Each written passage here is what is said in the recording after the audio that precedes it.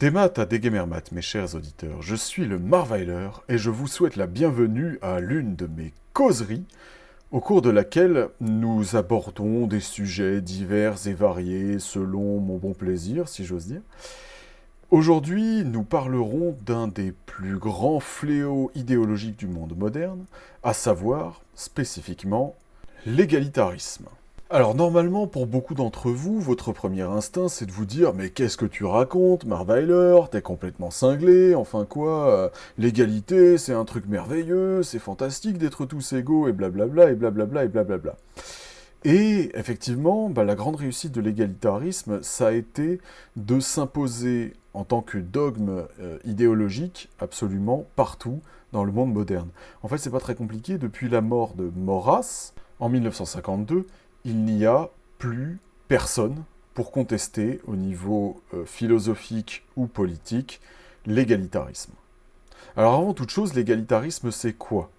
Eh bien je pense que ce qui résume le mieux cette idée, c'est la Déclaration des droits de l'homme de 1789 établie par les révolutionnaires français, à savoir tous les hommes naissent libres et égaux en droit et blablabla et blablabla. Alors philosophiquement parlant, il est relativement facile de démonter à la fois en même temps le principe d'égalité générale qui est compris par tout le monde comme l'idée d'égalité, etc.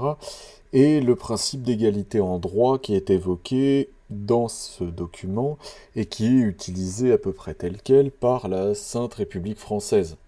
En gros, si on veut parler philosophiquement, de différencier l'égalité de nature et l'égalité de droit, dans un premier temps. Bon alors, évidemment, je vais pas vous refaire un topo sur le pourquoi de l'égalité de nature, ou en tout cas sa notion, est totalement absurde. Il suffit de voir que nous ne sommes pas identiques les uns aux autres, certains sont plus intelligents que d'autres, certains sont plus forts que d'autres, certains ont besoin de plus se nourrir, etc., etc., etc. Et donc une égalité basée sur la nature est une stupidité fondamentale, puisque tous les humains n'étant pas identiques, il est absolument impossible de les rendre égaux en nature. Maintenant, si on veut les rendre égaux en droit, donc ça c'est une autre affaire. Donc ce qu'on entend pour beaucoup dans le principe d'égalité de droit, c'est l'idéation d'égalité légale. Autrement dit, l'idée que tout le monde est égal devant la loi, etc., etc., etc. Ce qui est bien entendu absurde, puisque notre envergure face à la loi est la conséquence, en général, de notre connaissance de celle-ci, de la profondeur de nos poches, et des réseaux que nous nous sommes constitués. Donc l'égalité devant la loi, en pratique, est une chimère. Ce qui est intéressant à observer, c'est aussi qu'en théorie, c'est également une chimère, l'égalité de droit.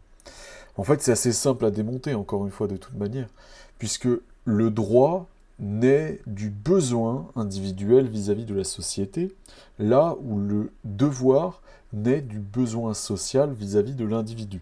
Par exemple, le droit naturel à avoir un logement provient du fait que nous avons besoin d'un toit pour nous abriter, d'un lieu où nous nourrir et accessoirement d'un espace privé où nous pouvons nous retirer loin des, on pourrait dire, des propagandes gouvernementales, des cris de la rue, etc., etc., etc. En bref, ce qu'on pourrait considérer comme un havre de paix. De même, les devoirs que nous avons envers la société, par exemple le fait de lui payer des impôts, vient du besoin de la société d'avoir de l'argent pour pouvoir entretenir ses services publics. Du moins officiellement. Après, j'exclus les scandales de corruption, là je suis d'un point de vue purement philosophique. Et donc, puisqu'on part de ce postulat, à savoir que nos droits découlent de nos besoins, opposés aux besoins et aux limitations de la société et des autres personnes, eh bien, il apparaît évident que puisque nous ne sommes pas égaux en nature, nous ne sommes pas non plus égaux en besoin, et nous ne pouvons donc pas non plus être égaux en droit. Tout simplement parce que, selon leur nature et selon leur physionomie, certains auront besoin de droits aménagés dont ne pourront pas bénéficier d'autres. Ainsi, par exemple, le droit de visiter un gynécologue pour son hygiène intime, naît du besoin qu'ont les femmes de ce service médical pour leur bonne santé. Et c'est pour cette raison, encore une fois, cette différence fondamentale, que les hommes n'ont pas accès à ce droit. Les hommes n'ont pas le droit de consulter des gynécologues, normalement. Qui plus est, donc, en plus de ces différences de nature qui entraînent de facto une différence en droit, il y a également des situations diverses, dans lesquelles une égalité, un égalitarisme n'est pas souhaitable, et même d'ailleurs absolument contraire à ce qu'on pourrait désirer pour une société correctement ordonnée. Ainsi, par exemple, l'enseignant et son élève, n'en déplaise à tous les ministères de l'éducation nationale de l'occupant français, confortablement enfermés dans leur délire égalitariste, la relation entre un enseignant et son élève, donc, n'est pas une relation égalitaire, puisque par nature, le premier est transmetteur de savoir et que l'autre est récepteur de savoir, ce qui donne donc naturellement une relation d'autorité de la part du premier vers le second. Et cette relation d'autorité est évidemment nécessaire, puisque sans elle, le savoir qui serait transmis par l'enseignant n'aurait aucune valeur. Et donc, bonne chance pour enseigner des choses à des gens qui ne vous reconnaissent pas comme une autorité. De même, les forces armées fonctionnent sur le modèle d'une hiérarchie, à savoir que il y a des preneurs de décision, donc les officiers supérieurs, et les soldats suivent les ordres. C'est une nécessité pour avoir un fonctionnement cohésif. Et en fait, c'est là qu'on observe que, au final, pour avoir une société qui soit fonctionnelle et accessoirement qui soit cohésive, il est absolument nécessaire, au sein de cette société, d'avoir une hiérarchie. Et cette hiérarchie est fondamentalement inégalitaire, dans la mesure où le décideur a un ascendant sur celui qui obéit. C'est ce qu'on constate, entre autres, dans les entreprises, par exemple, où de même, il y a un patron et on lui obéit. On observe bien donc, au final, que pour le bon fonctionnement d'un groupe, d'une société, d'un ensemble, d'une entreprise, de tout ce que vous voulez, en fait, il est nécessaire d'avoir une hiérarchie au sein de celle-ci. Et cette hiérarchie, qu'on pourrait qualifier même de hiérarchie naturelle, en fait, se voit entravée par le délire égalitariste. Vous vous demandez pourquoi il y a autant d'élèves qui se moquent de leurs enseignants, qui ne les respectent plus à l'école? Voilà pourquoi. Vous vous demandez pourquoi l'armée, qu'elle soit française ou européenne en général, est de plus en plus déstructurée et de plus en plus en déroute? Eh bien voilà pourquoi. Vous vous demandez pourquoi la jeunesse ne respecte plus ses aïeux, etc. Et bien voilà pourquoi. Parce qu'à partir du moment où on inculque à un enfant ou à un jeune qu'il est égal à son voisin, quelle que soit la condition, quel que soit le rapport qu'ils entretiennent, ça met fin à toutes les relations d'autorité, et ce qui met fin à toutes les relations d'autorité met fin au tissu, au maillage de la société. De manière un petit peu plus philosophique, ce qu'on peut constater aussi, c'est que l'égalitarisme peut affecter d'autres activités de la société. Par exemple, l'égalitarisme est une opposition frontale au principe de charité et d'entraide, puisque l'exercice de la charité établit une relation d'inégalité entre celui qui donne, donc qui fait la charité, et celui qui la reçoit. Et cela nous amène à un autre problème très prégnant des sociétés occidentales modernes, qui est en fait assez largement dû au délire égalitariste, hein. C'est tout simplement l'atomisation de la société. Alors, l'atomisation de la société, à cause de l'égalitarisme, ça paraît un peu contre-intuitif, mais en fait pas tant que ça. Puisque, comme vous pouvez le voir, on a vu que l'égalitarisme anéantit toutes les relations asymétriques entre les êtres humains, et en particulier les relations de charité. Autrement dit, l'égalitarisme entraîne fatalement un repli sur soi, car l'égalitarisme conduit nécessairement à l'individualisme. Puisque je n'ai pas besoin de quelqu'un qui est égal à moi, et quelqu'un qui est égal à moi n'a pas besoin de moi.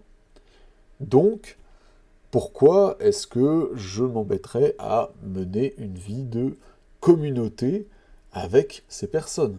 Bon, alors bien entendu, c'est pas la seule cause de l'atomisation de la société, hein. La destruction de toute transcendance, qui est d'ailleurs, entre parenthèses, une conséquence de l'égalitarisme, est également cause de ce résultat, hein. Alors oui, parce que effectivement, si nous sommes tous égaux, nous n'avons pas de raison de suivre une idéation transcendante. On n'a pas de raison de suivre un dieu, de respecter une nation, etc., etc., etc. Et donc, sans principe transcendantal, sans principe fédérateur, on se retrouve fatalement à être atomisé, citoyen du monde, comme diraient nos chers amis gauchistes, et ultimement isolé.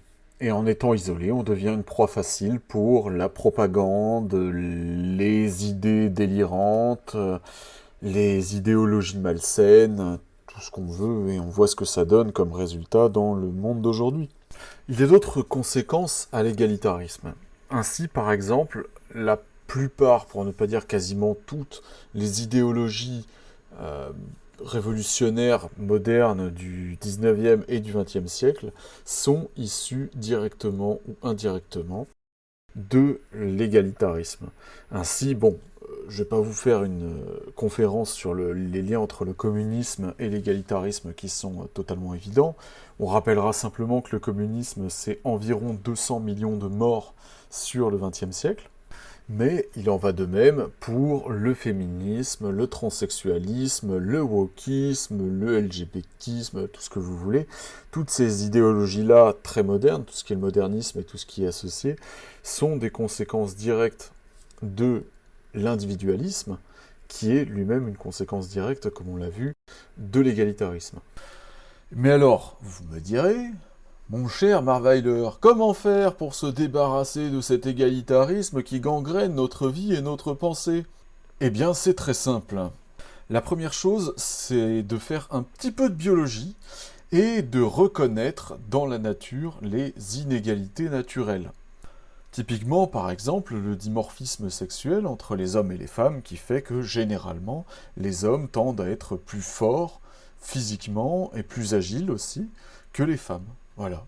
Ce qui permet de justifier, en fait, que les femmes ont besoin d'une protection accrue contre les menaces physiques et également de mesures de rétorsion beaucoup plus efficaces et beaucoup plus dures envers ceux qui s'en prennent à elles que les hommes. D'ailleurs, nos ancêtres du Moyen-Âge ne s'y trompaient pas, puisque les agressions physiques commises contre des femmes étaient bien plus violemment réprimées que celles commises contre des hommes, à gravité équivalente. De même, cela permet de reconnaître que nous avons des faiblesses et des inégalités les uns vis-à-vis des autres. C'est pourquoi, typiquement, pour apprendre des choses, nous avons généralement besoin d'un professeur la plupart du temps, de quelqu'un qui prenne le temps de nous enseigner, de nous transmettre le savoir, en créant donc une relation inégalitaire que nous sommes contraints de reconnaître, puisque le professeur, vis-à-vis de l'élève, est celui qui détient le savoir et qui le transmet. Reconnaître notre faiblesses et nos limitations nous permet de comprendre que nous avons besoin les uns des autres et donc de vivre dans une société dotée d'un véritable maillage communautaire. Ce qui n'est pas le cas dans le monde fantasmé par les gauchistes qui rêvent, au nom de l'égalité, de mettre à bas l'État, toutes les structures sociales, tout ce qui permet en fait aux humains de vivre ensemble et de ne pas vivre dans une solitude absolument horrible et totalement contraire à la nature humaine, et finalement d'appartenir à un collectif, quelque chose de plus grand que nous, auquel nous acceptons de nous fédérer en raison même de nos inégalités humaines, ce qui nous donne lieu en retour moyen de faire ensemble, de faire corps, et d'être en fait organiquement, ensemble, authentiquement, une nation. Et c'est bien entendu le projet politique du Parti national breton. Si nous voulons chasser l'État français de chez nous, c'est que nous reconnaissons bien qu'en Bretagne, l'État français n'est pas notre égal. Au contraire, que, à cause du fait même qu'il n'a rien à faire en Bretagne, il est inférieur à la réalité d'un authentique État breton, inférieur en capacité réelle à un État breton pour gouverner en Bretagne. Et quand bien même, vous qui m'écoutez, ne seriez par la plus grande des aventures point breton, mais m'écouteriez de l'étranger, cette leçon, elle est valable pour vous aussi. C'est une nécessité absolue, si vous voulez revenir à une société plus saine, vous débarrasser de cette idéation extrêmement pervasive et dangereuse d'égalité et d'égalitarisme. Nous ne sommes pas égaux en nature aux gens, donc nous ne pouvons pas être égaux à eux en droit, et nous ne pouvons pas non plus être égaux à eux en devoir. Et c'est à cause de ça aussi que nous ne devons pas tomber dans le piège du légalisme, c'est-à-dire la loi pour elle-même, la loi comme finalité de toute chose, précisément pour cette même raison que la loi qui s'applique de la même manière à tout le monde est un non-sens et que de toute façon, même dans la réalité, les plus grands promoteurs de la loi s'applique à tout le monde, etc., réalisent assez vite que même dans un pays absolument légaliste, ce n'est pas le cas. C'est-à-dire qu'il y a toujours systématiquement des réductions, des aménagements de peine, etc., selon les situations. Et dans l'absolu, ce serait normal si c'était appliqué de manière correcte et fonctionnelle et adapté au final à la réalité des inégalités de nature entre les êtres humains. Et au final, nous nous battons pour un État qui comprend les inégalités, non pas pour les aplanir ou pour les anéantir, mais pour les mailler en un ensemble qui fasse corps socialement, où nous puissions nous entraider, nous entreservir, pourrait-on dire même, en raison même de ces inégalités. Je vous remercie de m'avoir écouté une fois de plus. C'était une causerie du Marweiler sur l'égalitarisme. Bien entendu, elle n'a absolument pas vocation à être exhaustive. Ce n'est qu'une invitation à exercer un début de réflexion vous-même sur le sujet. Comme toujours, n'hésitez pas à nous rejoindre dans notre combat, à rejoindre le Parti national breton, car c'est ensemble, avec vous, que nous forgerons un pays qui corresponde à la réalité humaine et à la réalité des peuples, un pays breton authentique, en bref, une Bretagne forte, fière et libre. Bevet Breiz, Breizatao.